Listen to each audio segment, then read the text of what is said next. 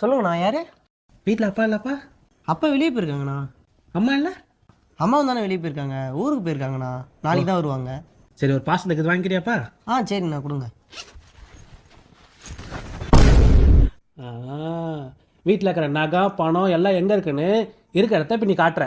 சரியா? திரும்ப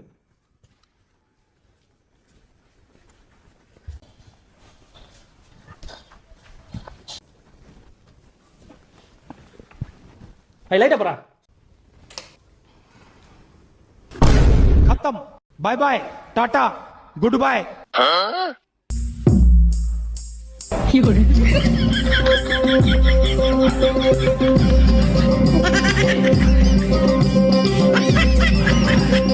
ha!